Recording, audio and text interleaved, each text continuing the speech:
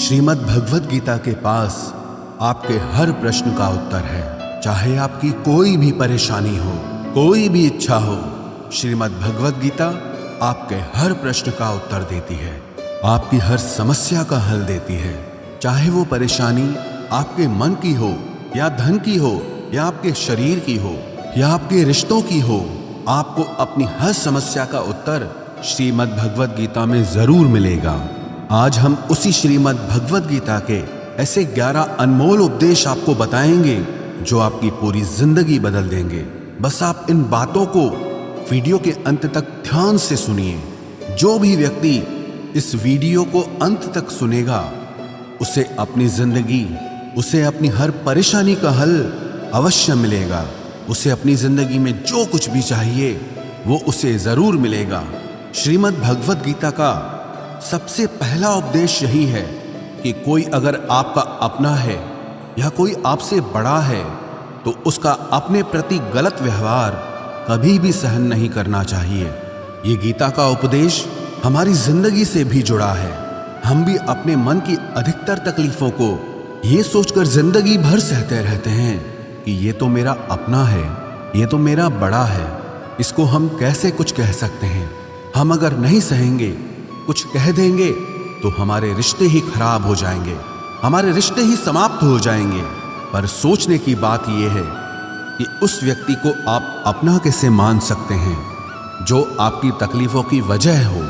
अपना तो वो होता है जो हमारी तकलीफों को दूर कर दे।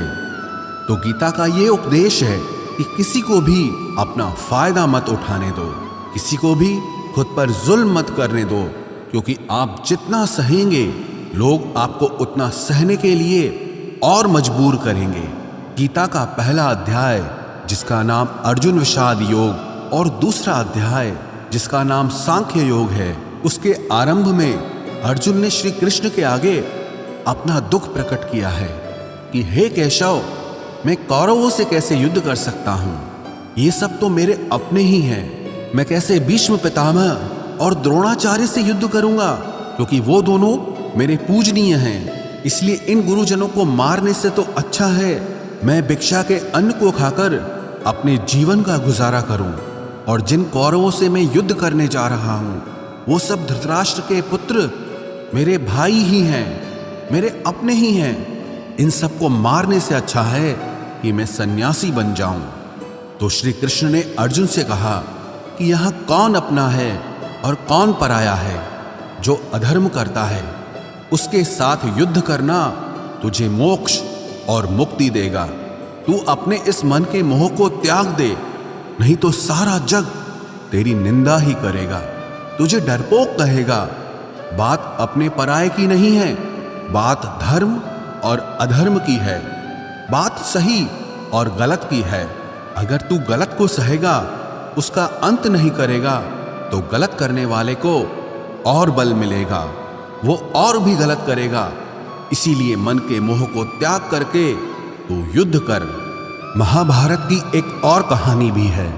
जब अर्जुन के पुत्र अभिमन्यु की युद्ध में मृत्यु हो जाती है तब अर्जुन बहुत दुखी होता है, रोने लगता है। वो श्री कृष्ण से कहने लगा कि मेरा पुत्र अभिमन्यु मर गया है, मैं ये दुख बिल्कुल भी सहन नहीं कर सकता, मैं भी अपने आप को समाप्त कर लूंगा। फिर भगवान श्री कृष्ण उसे आत्माओं के लोक में लेके गए, जहां अभिमन्यु आनंद से बैठा हुआ था, क्योंकि उसने क्षत्रियोचित व्यवहार किया, इसलिए उसे उत्तम पद की प्राप्ति हुई। जब अर्जुन अभिमन्यु के पास रोते रोते पहुंचा, अपने पुत्र को देखकर अर्जुन बहुत प्रसन्न हुआ। उसे गले से लगाकर कहने लगा कि हे पुत्र, तेरे बिना तो मैं जी ही नहीं सकता, मैंने तो अपने जीवन की आशा का ही त्याग कर दिया है। तो अभिमन्यु कहने लगा कि आप कौन हैं? अर्जुन बोला, मैं तेरा पिता हूं, तू मेरा पुत्र है अभिमन्यु। तो अभिमन्यु कहने लगा कि कौन पिता कौन पुत्र, मेरे हजारों जन्म हुए हैं, किसी जन्म में आप मेरे पिता बनते हैं और किसी जन्म में मैं आपका पिता बनता हूं। आत्मा का न कोई माता होता है न कोई पिता होता है। जब अर्जुन ने देखा कि मेरा पुत्र मुझे पहचान भी नहीं रहा तो उसका सारा मोह खत्म हो गया। इसलिए गीता के इस उपदेश को ठीक से समझ लो कि यहाँ कोई अपना पराया नहीं है। जो बुरे वक्त में तकलीफ के वक्त में हमारा साथ दे, सिर्फ वही हमारा अपना है, बाकी सब पराए हैं। गीता का दूसरा उपदेश यह है कि जो चला गया है कभी उसका दुख मत करो, और जो आने वाला है उसकी बिल्कुल भी चिंता मत करो। जब महाभारत का युद्ध चल रहा था तब अर्जुन ने श्री कृष्ण से कहा कि अगर यह युद्ध हुआ तो करोड़ों लोग मारे जाएंगे। जो सैनिक और योद्धा इस युद्ध में मारे जाएंगे उनकी स्त्रियों का क्या होगा, समाज कैसे आगे बढ़ेगा। और भी बहुत सी बातें अर्जुन ने विस्तार से कही हैं। तो भगवान श्री कृष्ण ने कहा, अशोच्यानन्व शोचस्त्वम प्रज्ञावादांश भाषसे गतासून अगतासूश्च नानुशोचन्ति पंडिताः। श्री कृष्ण बोले, हे अर्जुन, तू बड़ी बड़ी ज्ञानियों जैसी बातें करता है, लेकिन जो सच में ज्ञानी होता है, वो जो लोग मर चुके हैं, जा चुके हैं या एक दिन जाने वाले हैं, उनकी चिंता नहीं करता है, उनका दुख नहीं करता है। तेरे हाथ में कुछ भी नहीं है, तू चाहकर भी कुछ कंट्रोल नहीं कर सकता। जीवन और मरण ये तो प्रकृति की नियति है। इसीलिए जो ज्ञानी होता है वो किसी के मरने पर भी रोता नहीं है। ज्ञानी जन ना ही बीते हुए कल का शोक करते हैं और ना ही आने वाले कल की चिंता करते हैं। इसीलिए जो होने वाला है वो होकर ही रहता है, और जो नहीं होने वाला है वो कभी नहीं होगा। ऐसा निश्चय जिसको समझ में आ जाता है, जिसकी बुद्धि में आ जाता है, उसे कभी कोई चिंता नहीं सताती, कोई दुख नहीं सताता। हमारे सारे दुखों का कारण ही यही है। या तो हम जो वक्त गुजर चुका है उसे सोच सोचकर परेशान होते रहते हैं, या भविष्य की चिंता कर करके खुद को बीमार कर देते हैं, नष्ट कर देते हैं। गीता का ज्ञान हमें यही सिखाता है कि ना तो हम बीता हुआ कल बदल सकते हैं और ना ही आने वाले कल पर कंट्रोल कर सकते हैं। हमारे हाथ में सिर्फ वर्तमान है, सिर्फ आज का ही पल है। हमारा 98% तनाव और चिंताएं भूतकाल और भविष्यकाल के बारे में सोचते रहने से होता है। हम हमेशा उसी में ही जीते रहते हैं, मगर वर्तमान में कभी नहीं जीते, इस पल को कभी नहीं जीते। जब आप वर्तमान का पूरा आनंद लेना सीख जाओगे, तभी आपकी जिंदगी से तनाव कम होगा, चिंताएं खत्म होगी। वर्तमान में जीना एक बहुत बड़ी उपलब्धि है। हमारे हाथ में भी सिर्फ आज का ही पल है। हमें जो भी करना है आज ही करना है। कभी भी ये सोचकर समय को नष्ट नहीं करना चाहिए कि अभी मेरे पास बहुत समय बचा है। एक गुरुजी ने अपने एक शिष्य को पारस का पत्थर दिया। उनका वो शिष्य बहुत आलसी था, हर काम को कल पे टाल देता था। तो गुरुजी ने उसे कहा कि मैं तुझे ये पारस पत्थर दे रहा हूं। इस पारस पत्थर से जब तू लोहे को स्पर्श कराएगा तो वो लोहा स्वर्ण बन जाएगा, सोना बन जाएगा। और ये पारस पत्थर मैं तुझे 1 महीने के लिए दे रहा हूं। जब 1 महीना समाप्त हो जाएगा तब मैं तुझसे ये पत्थर वापस ले लूंगा। तब तक तू इस पत्थर को अपने पास ही रख। गुरुजी का वो शिष्य बाजार में लोहा खरीदने के लिए गया। जब बाजार में वो लोहा खरीदने पहुंचा तो उसे लोहे का वो रेट बहुत महंगा लगा। उसने कहा थोड़े दिन रुक के ले लूंगा, जब लोहे का रेट कम हो जाएगा। पर उसकी बुद्धि में ये बिल्कुल नहीं आया कि इस लोहे को मैं सोना बनाकर बहुत अधिक धन बना सकता हूं। लेकिन उसके मन की सुस्ती, उसके मन का आलस्य, उसकी वजह से उसने उस काम को कल पे टाल दिया। ऐसे ही करते करते पूरा महीना समाप्त हो गया। फिर गुरुजी उस शिष्य के पास आ पहुंचे कि बताओ तुमने कितना सोना बनाया। शिष्य बोला कि मैंने तो अभी सोना बनाना शुरू भी नहीं किया। तो गुरुजी ने कहा मुझे मेरा वो पारस पत्थर वापस चाहिए। शिष्य बोला कि नहीं, मुझे थोड़ा वक्त दीजिए, मैं थोड़ा सोना बनाना चाहता हूँ। गुरुजी ने कहा कि ये पारस पत्थर पूरा 1 महीना तेरे पास था, पर तू कुछ नहीं कर पाया, लेकिन अब समय समाप्त हो चुका है। ऐसे ही ये हमारा जीवन है, हमारी जिंदगी है, और ये समय ही पारस पत्थर है। हम समय के एक एक पल से अपने जीवन को सोना बना सकते हैं, लेकिन हमें ये लगता है कि हमारे पास बहुत समय बचा है, एक दिन जिंदगी को जी लेंगे, एक दिन जिंदगी में खुश हो जाएंगे, लेकिन वो दिन कभी नहीं आता और हम जिंदगी भर भागते रहते हैं, चिंता करते रहते हैं, दुखी होते रहते हैं, लेकिन जिंदगी को जीना, खुश रहना हम भूल जाते हैं। इसलिए गीता का ज्ञान हमें यह सिखाता है कि आप आज में जीना सीखो, इस पल में जीना सीखो। गीता का तीसरा उपदेश यह है कि मौत से डरना बिल्कुल व्यर्थ है। श्री कृष्ण ने गीता में कहा है कि यह संसार मृत्यु लोक है। जिसका भी जन्म हुआ है वो एक दिन जरूर मर जाएगा। जिसका आरंभ हुआ है उसका अंत अवश्य होगा। हम इसे रोक नहीं सकते। जैसे हम रोज कपड़े बदलते हैं, वैसे ही हमारी आत्मा नया शरीर धारण करती है। मृत्यु सिर्फ इस जीवन का एक नया आरंभ है, इस जीवन का अंत नहीं है। आत्मा कभी नहीं मर सकती और ना ही उसे कोई मार सकता है, लेकिन मौत का डर मनुष्य को सबसे ज्यादा लगा रहता है। मौत का दुख भी इंसान को सबसे ज्यादा होता है। एक पेड़ में दो पक्षियों का जोड़ा रहता था। उन दोनों को एक दूसरे से बहुत प्रेम था। उन्होंने साथ जीने मरने की कस्में खाई थी। एक दिन वहां एक शिकारी आया और उसने एक तीर चलाकर वहां पेड़ पर बैठे मादा पक्षी को मार दिया। तो वो अकेला नर पक्षी रोने लगा कि मैं तुम्हारे बिना कैसे जी पाऊंगा। तुम्हारी जगह मेरी मृत्यु आ जाती, मेरा जीवन तुमको मिल जाता। वो रो रो के बहुत विलाप करने लगा। इतने में ही उस शिकारी ने दूसरा तीर चलाया और उस नर पक्षी को भी मार दिया। वास्तविकता में ये कहानी हमारी ही है। हम भी रोते रहते हैं जब कोई मरता है तो, लेकिन हमें ये नहीं पता कि एक न एक दिन हमारा भी जीवन समाप्त हो जाएगा। हम भी उसी मृत्यु के पेड़ पे ही बैठे हैं, लेकिन शरीर का मिटना हमारा अंत नहीं है। श्री कृष्ण ने अर्जुन से कहा कि हे अर्जुन, तेरे और मेरे अनंत जन्म हुए हैं। तुझे कुछ भी याद नहीं है, लेकिन मुझे सब याद है।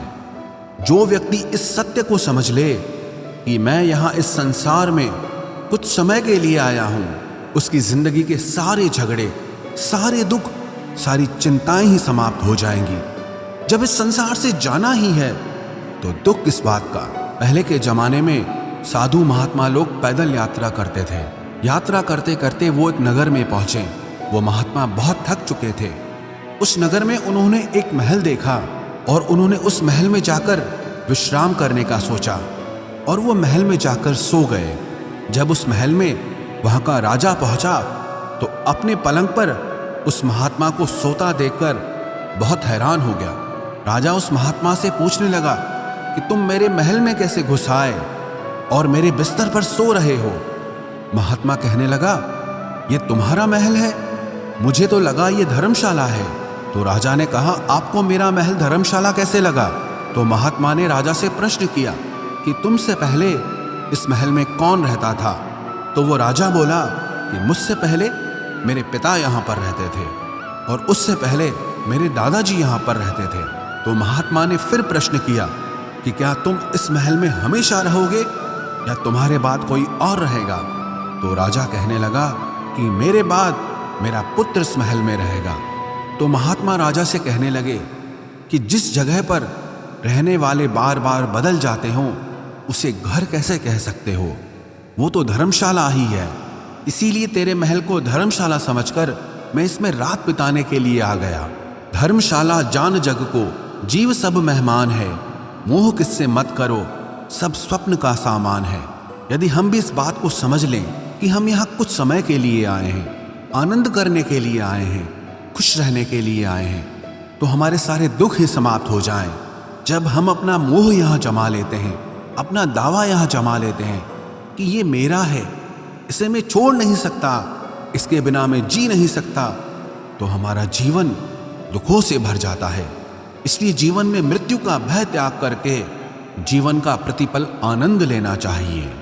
गीता का चौथा उपदेश, मन और विचारों को कंट्रोल किए बिना जीवन में कभी शांति और सुकून मिलने वाला ही नहीं है। अर्जुन ने श्री कृष्ण से कहा कि मेरा मन सही गलत सब कुछ जानता है, फिर भी मेरे विचार और मेरा मन मुझसे कंट्रोल नहीं होता। मैं जो करना चाहता हूं वो कर नहीं पाता हूं। और जो नहीं करना चाहता हूं वो मेरा मन मुझसे जबरदस्ती करवाता है। इसीलिए मैं बेचैन हो गया हूं, मुझे शांति प्राप्त नहीं हो रही। तो श्री कृष्ण ने अर्जुन से कहा, उसके लिए तुझे अपने मन और विचारों से डिटैच होकर अपने मन और विचारों को सही दिशा में ले जाने की प्रैक्टिस करनी होगी, अभ्यास करना होगा। और ये एक दिन का काम नहीं है। जब तक तू अपने मन और विचारों की गुलामी का त्याग नहीं करता, तब तक तुझे जीवन में कभी शांति नहीं मिलेगी। एक राजा था, वो बहुत बेचैन और परेशान रहता था। एक दिन वो अपने गुरुजी के पास गया और उनसे कहने लगा कि मेरा मन बहुत बेचैन है, मैं बहुत परेशान हूँ, मैंने पूरे संसार को जीत लिया है, सब कुछ है मेरे पास, पर मैं खुश नहीं हूँ, मेरे मन में सुकून नहीं है, शांति नहीं है। तो गुरुजी ने राजा से कहा कि तुम्हारे नगर में अगर कोई ऐसा व्यक्ति है जिसने सुकून को प्राप्त कर लिया है, शांति को प्राप्त कर लिया है, तुम उसका एक बार कुर्ता पहन लो तो तुम्हारे जीवन में भी शांति आ जाएगी। राजा बहुत प्रसन्न हो गया कि ये तो बहुत आसान काम है। वो अपने राजमहल में आया और राजसभा में वो सबसे कहने लगा कि आप लोगों में से जो भी शांत हो चुका हो, जिसे सुकून मिल गया हो, वो अपना कुर्ता मुझे दे दे। वो बदले में जितना भी धन मांगेगा मैं उसे दे दूंगा। सब लोग एक दूसरे का मुंह देखने लगे। पैसों का लालच आया, लेकिन सबको एक दूसरे की सच्चाई पता थी, क्योंकि किसी की जिंदगी में भी शांति और सुकून नहीं था। सब अपना सर झुकाकर वहां पर खड़े हो गए। फिर उस राजा ने पूरे नगर में ढिंढोरा पिटा दिया कि जिसे भी शांति प्राप्त हो चुकी हो, सुकून प्राप्त हो चुका हो, वो मेरे पास आकर अपना कुर्ता दे दे। वो जितना कहेगा उससे उतना ही धन दिया जाएगा। लेकिन एक भी व्यक्ति ऐसा नहीं मिला जिसे शांति प्राप्त हो चुकी हो। वास्तविकता में जब कोई मरता है तब हम कहते हैं कि वो फलां व्यक्ति आज शांत हो गया। कभी किसी जिंदा इंसान के लिए नहीं सुना कि एक जीता जागता इंसान शांत हो गया है। राजा के सैनिक पूरे शहर में ढूंढते रहे, फिर उन्हें पेड़ के नीचे एक महात्मा तपस्या करता दिखा, जिसके चेहरे पे एक शांति थी, सुकून था। वो सैनिक उस महात्मा के पास आकर पूछने लगे कि क्या आपने शांति प्राप्त कर ली है, सुकून प्राप्त कर लिया है? महात्मा ने कहा, मैं पूरी तरह से शांत हूं। तो सैनिक उसे राजा के पास ले आए। राजा ने उस महात्मा से प्रश्न किया कि क्या आपको शांति और सुकून प्राप्त हो चुके हैं? वो महात्मा कहने लगे, महाराज, मैं पूरी तरह से शांत हूं, मुझे कोई चिंता नहीं, मुझे किसी चीज की लालच नहीं, मुझे कोई इच्छा नहीं है। तो राजा भी बहुत प्रसन्न हो गए कि आखिर वो व्यक्ति मिल ही गया जिसे शांति की प्राप्ति हो चुकी है, जिसे सुकून प्राप्त हो चुका है। तो राजा उस महात्मा से कहने लगे कि हे महात्मा, आप कृपया करके अपना कुर्ता मुझे दे दीजिए, बदले में आप जो मांगेंगे मैं आपको दे दूंगा।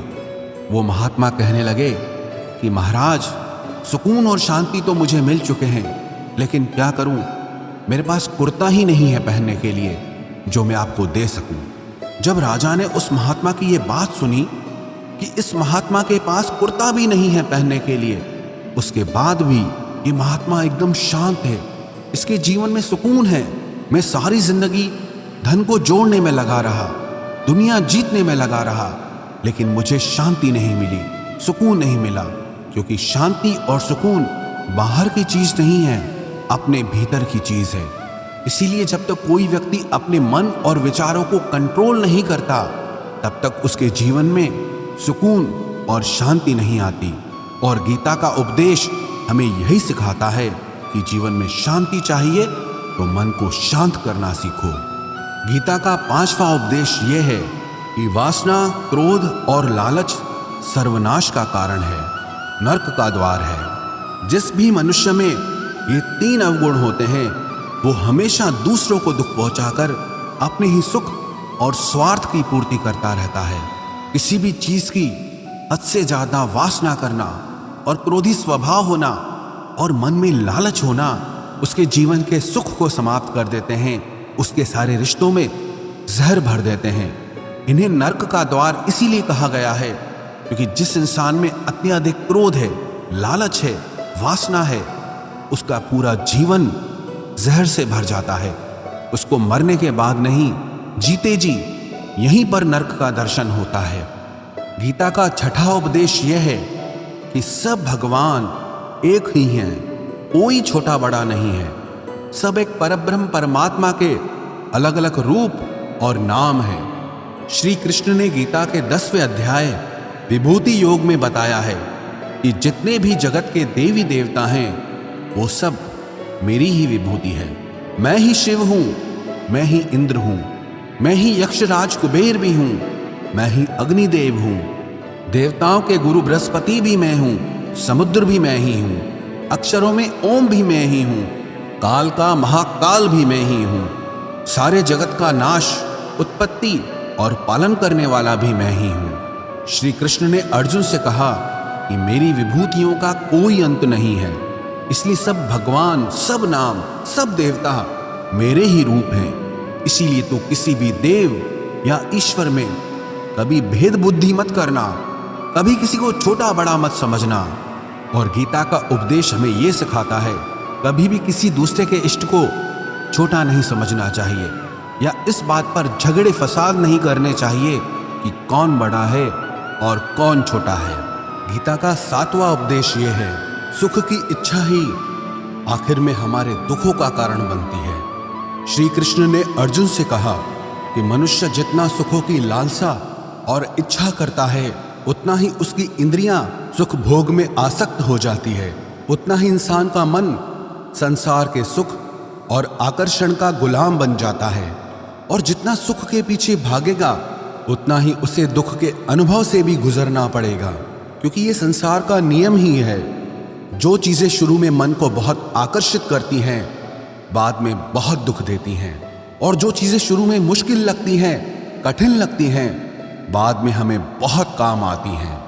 गीता का 8वां उपदेश यह है, जो भी मनुष्य दुनिया के सारे सहारे छोड़कर सिर्फ भगवान को ही अपना सहारा मान लेता है, उसकी हर जरूरत वो ईश्वर पूरी करता है, उसकी हर प्रकार से रक्षा वो परमात्मा ही करता है। अनन्याश्चिन्तयो माम ये जनाः पर्युपासते तेषां नित्याभियुक्तानां योगक्षेमं वहाम्यहम्। जो भी व्यक्ति मुझे ही अपना सहारा मानता है उसका योगक्षेम मैं वहन करता हूँ। योगक्षेमं वहाम्यहम् अर्थात जो चीज नहीं मिली है उसकी प्राप्ति कराना उसका नाम योग है, और जो चीज जीवन में मिली हुई है उसकी रक्षा करना उसका नाम क्षेम है। तो श्री कृष्ण कहते हैं, जो मुझ पे डिपेंड हो जाते हैं उनको जो चाहिए वो मैं जरूर देता हूँ, और उनकी हर प्रकार से मैं रक्षा भी करता हूँ। गीता का 9वां उपदेश यह है कि इस संसार में हमारा कुछ भी नहीं है। गीता सार में आपने कई बार सुना होगा कि तुम्हारा क्या गया जो तुम रोते हो, तुम क्या लाए थे जो तुमने खो दिया, तुमने क्या पैदा किया जो नष्ट हो गया, तुमने जो लिया यहीं से लिया, जो कुछ भी दिया यहीं पर दिया। जो आज तुम्हारा है कल किसी और का होगा, क्योंकि परिवर्तन इस संसार का नियम है। कल तक जिसके बिना आप जी नहीं सकते थे आज उनसे कोई रिश्ता ही नहीं है, बातचीत तक नहीं है। कहाँ गए वो जीवन भर के सारे रिश्ते, वो सारे मित्र जो साथ जीने मरने की बातें करते थे, आज पता भी नहीं कि वो लोग कहाँ चले गए। ये संसार परिवर्तनशील है, सब लोग यहाँ बदल जाते हैं, हर रिश्ता बदल जाता है, और तो और ये हमारा शरीर भी हर दिन बदल रहा है। बचपन से जवानी, जवानी से बुढ़ापा, और एक दिन ये शरीर हमारा साथ छोड़ देता है। तो किसके लिए रोना और किसकी चिंता करना। हम सारी जिंदगी चीजों को, रिश्तों को, जिंदगी को बनाने में, सजाने में, संवारने में लगे रहते हैं, लेकिन एक दिन सब कुछ बिखर जाता है। सारी जिंदगी जिस संपत्ति, जिन रिश्तों के लिए हम लड़ते रहते हैं, एक दिन सब कुछ छोड़ करके हमें इस दुनिया से जाना पड़ता है। गीता का 10वां उपदेश हमें यह सिखाता है कि किसी से भी हद से ज्यादा मोह कभी मत करना। श्री कृष्ण ने गीता का पूरा ज्ञान ही अर्जुन के मोह को नष्ट करने के लिए कहा है। ये मोह ही है जो इंसान को सबसे ज्यादा रुलाता है। मोह इतना बलवान है कि शेर जैसे इंसान को भी गीदड़ बना देता है। जो अर्जुन युद्ध में देवताओं से भी जीत गया, पर अपने रिश्तेदारों को युद्ध में देखकर उसका हाथ कांपने लगा। वो बोला, हे केशव, मेरे हाथ में धनुष पकड़ने की ताकत भी नहीं बची है, मेरे हाथ कांप रहे हैं, मैं युद्ध नहीं कर पाऊंगा। ये मोह इतना पेनफुल होता है जिसकी पीड़ा ना सह पाने के कारण कई लोग अपनी जिंदगी खत्म कर देते हैं, आत्महत्या तक कर लेते हैं कि उस व्यक्ति के बिना हम जी नहीं पाएंगे। जीवन में किसी से भी हद से ज्यादा मोह करोगे तो जीवन भर पीड़ा का ही सामना करना पड़ेगा। जो व्यक्ति अपने मोह से बाहर नहीं आता, उसका सब कुछ उससे छिन जाता है, उसकी सारी खुशी खत्म हो जाती है। इसीलिए गीता का ज्ञान बार बार यही सिखाता है कि अपने मन के मोह को त्याग करके आप बलवान बनो, बुद्धिमान बनो, सत्य के दर्शन करो कि वास्तविकता क्या है। क्योंकि हमारा मोह हमें हमेशा झूठ ही दिखाता है, झूठ पे ही विश्वास दिलाता है और दिल में झूठी उम्मीदें जगाता है। और ये ही हमारे दुखों का सबसे बड़ा कारण है। हम ही मोह कर लेते हैं, हम ही लोगों से उम्मीदें लगा बैठते हैं, पर वास्तविकता बिल्कुल अलग होती है।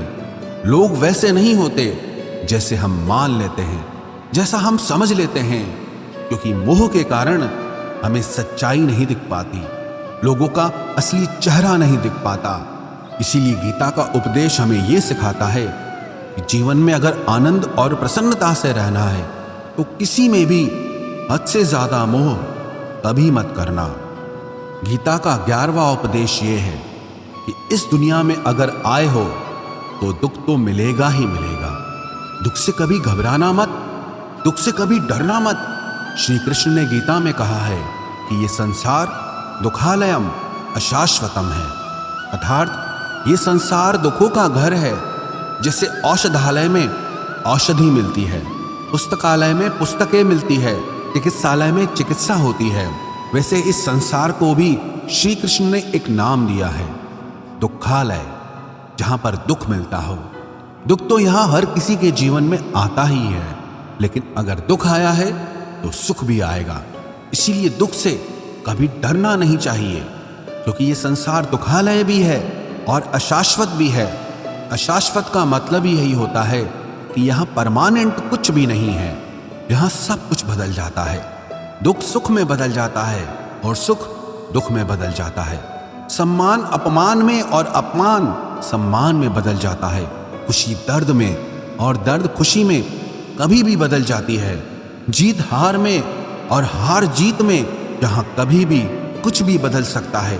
कुछ भी परमानेंट नहीं है, ना ही हम परमानेंट हैं, ना ही हमसे जुड़ी कोई चीज यहाँ पर परमानेंट है, क्योंकि ये संसार अशाश्वत है, शाश्वत नहीं है। यहाँ सब कुछ बदलने वाला है, यहाँ कुछ भी परमानेंट नहीं रहेगा, तो आपका दुख भी परमानेंट नहीं रहेगा। इसीलिए दुख से कभी भी डरना नहीं चाहिए। गीता का ये उपदेश हजारों साल पुराना है, लेकिन आज भी नए से नया है। पूरे विश्व में गीता को सबसे ज्यादा पढ़ा गया है और सबसे कम समझा गया है। श्रीमद् भगवद गीता के ये उपदेश अगर कोई व्यक्ति ठीक से समझ ले और उसे अपनी जिंदगी में उतार ले तो ये पक्की बात है, वो अपनी जिंदगी में जो चाहे वो हासिल कर सकता है। अपने जीवन की हर समस्या से वो एक पल में बाहर आ सकता है। श्रीमद् भगवद गीता के इस दिव्य उपदेश को हमें बार बार सुनना चाहिए, हर रोज सुनना चाहिए। जब भी जीवन में कोई चिंता या परेशानी आए तो एक बार इस उपदेश को जरूर सुन लेना और मन में ये विश्वास रखना कि गीता का ये उपदेश आपकी जिंदगी की हर परेशानी में आपको राह अवश्य दिखाएगा।